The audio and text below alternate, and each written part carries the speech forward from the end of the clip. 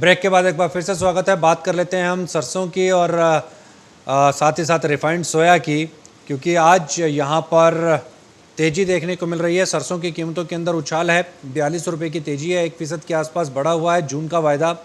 वहीं रिफाइंड की बात करें, रिफाइंड यहाँ पर एक बढ़त जरूर इसने रिफाइंड ने दिखाई थी। 781 रुपये 60 पैसे का हाई लगाया जून के वायदा ने, लेकिन अभी फ़िलहाल 778 रुपये पर कारोबार हो रहा है। 3 रुपये ऊपरी स्तरों से फिसल आया है। और सोयाबीन की बात करें तो सोयाबीन लाल निशान के साथ है, हल्का लाल निशान है। 3,814 रुपये का हाई लगा था, 3,802 रुपये पर कारोबार हो रहा है। तो अभी की अगर हम बात करें तो इस समय पर जो एडिबल ऑयल पैक है वहाँ पर जो अंदेशा है वो सप्लाई चेन डिस्टर्ब का ही अंदेशा है। इसके अलावा कोई फैक्टर काम करता हुआ दिखाई नहीं दे रहा कि इस वजह से खाद्य तेलों के अंदर तेजी दिखाई देगी। एक एक्सपेक्टेशन है, एक अजम्पशन है। वो अजम्पशन ये है कि खाद्य तेलों की कीमतों के अंदर में इसलिए तेजी देखने को मिल सकती है कि सप्लाई के अंदर हम ब्रेक आते हुए देखेंगे। खाने पीने की चीज़ों की किल्लत हो सकती है आने वाले 2 से 3 महीने में। तो वो जो एक एस्पेक्ट है, उस एस्पेक्ट को देखते हुए यहां पर हल्की फुल्की एक तेजी को लाने की कोशिश है।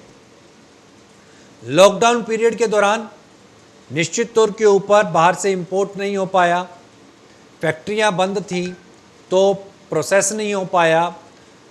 तो वो जो चेन को चालू करने का जो थोड़ा बहुत टाइम है वो जरूर लग सकता है, लेकिन रॉ मटेरियल की कहीं कोई कमी नहीं है। इस बात को दिमाग में रखना होगा। रॉ मटेरियल की कहीं कोई कमी नहीं है, कहीं कोई किल्लत नहीं है।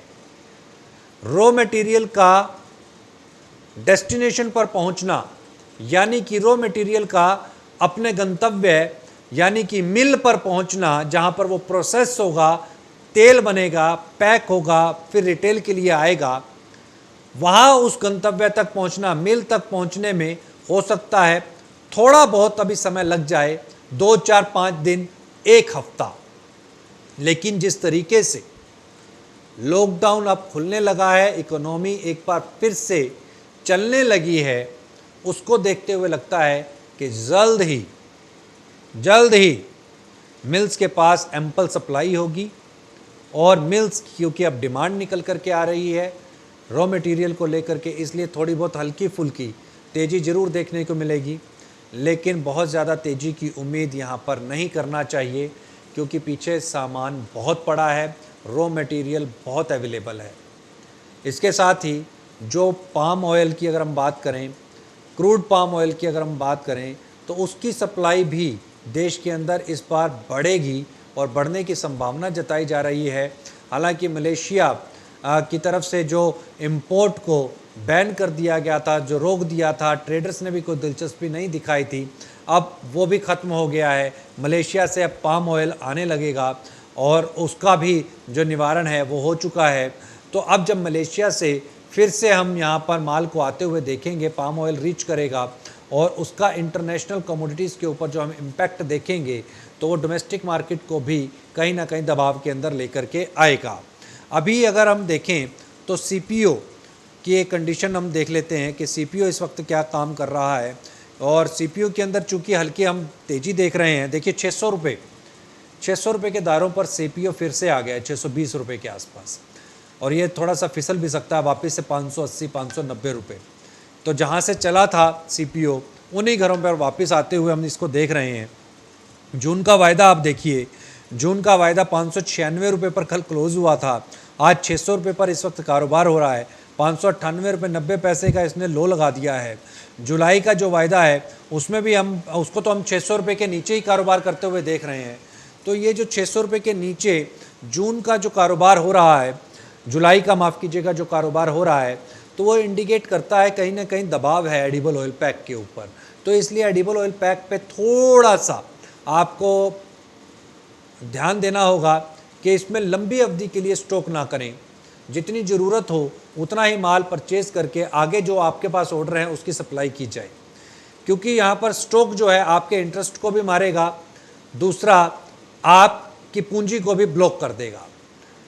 नुकसान होगा वो तीसरा अलग एक बड़ा दायरा है। तो यहाँ पर जो दिखाई देता है वो ये दिखता है कि एडिबल ऑयल पैक के अंदर एक गिरावट देखने को मिल सकती है। सरसों, रिफाइंड सोया मुनाफा वसूली के साथ कारोबार करते हुए दिखाई दे सकते हैं। और आज भी अभी जो हम लेवल्स देख रहे हैं ये ऊपरी स्तरों से फिसलते हुए दिखाई दे सकते हैं। यहाँ पर सरसों तकरीबन आज जो 45 रुपये तेज है, 1% की जो बढ़त है जून के वायदा के अंदर, 4300 रुपये के ऊपर के जो प्राइसेस दिखाई दे रहे हैं ये 4400 रुपये के आसपास अगर मिलते हैं तो फिर बिकवाली करने वाली सरसों होगी। और रिफाइंड सोया तो चालू स्तरों के ऊपर भी बेच करके चला जाया जा सकता है। तकरीबन अगर हम जुलाई वायदा की अगर हम बात करें जो कि 763 रुपये के आसपास कारोबार हो रहा है, तो 765 रुपये के आसपास मिलती है, या चालू स्तर भी जो हैं वहाँ पर भी अगर बेच करके चला जाए और 775 रुपये का एक थोड़ा सा बड़ा स्टॉप लॉस लिया जाए तो नीचे 710 रुपये के आसपास और 715 रुपये के आसपास आपको प्राइजेस जो हैं वो मिल जाएंगे प्रॉफिट बुक करने के लिए, ऐसा लगता है। और जहाँ तक सोयाबीन की बात है, सोयाबीन पर अभी दबाव है, हल्का दबाव है, और ये सोयाबीन के ऊपर अभी दबाव कंटिन्यूशन के अंदर रह सकता है। जो प्राइजेस अभी हमने हाल फिलहाल के अंदर एक बार देखे थे वो हो सकता है एक्सपेक्टेड है कि 100-150 रुपये सोयाबीन भी यहाँ से फिसल जाए। 3700 और 3650 रुपये के दरमियान एक बार पुनः हम सोयाबीन को ट्रेड करते हुए देख सकते हैं।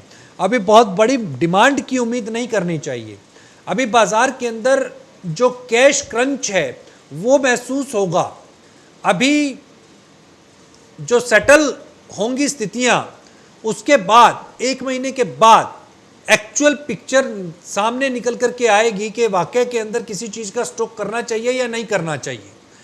तब तक स्टॉक से थोड़ी सी दूरी बना करके रखनी चाहिए। हाँ, इसमें कोई दो राय नहीं है कि एग्री कमोडिटीज़ लो लेवल्स पर हैं। अगर 1 महीना पहले ही अगर आप अभी से स्टॉक करना चालू करते हैं और एक लंबी अवधि के लिए स्टॉक करते हैं तो उसमें कोई नुकसान के जो चांसेस हैं वो बहुत ज़्यादा नहीं है। लेकिन हो सकता है कि एक बार के लिए आपको थोड़ा सा नीचे के लेवल्स देखने को मिलें और तब शायद आप ये सोचें कि ये बाइंग अपॉर्चुनिटी थी, यहाँ पर ख़रीदारी की जा सकती थी, और तब तक आप अपनी पूंजी को ब्लॉक कर दें।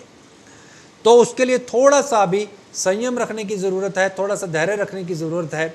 अभी यहाँ पर खाद्य तेलों में बिकवाली हावी हो सकती है, तो इसलिए थोड़ा सा सचेत होकर के थोड़ा सा धैर्य के साथ कारोबार करें तो ज़्यादा फ़ायदा देखने को मिलेगा।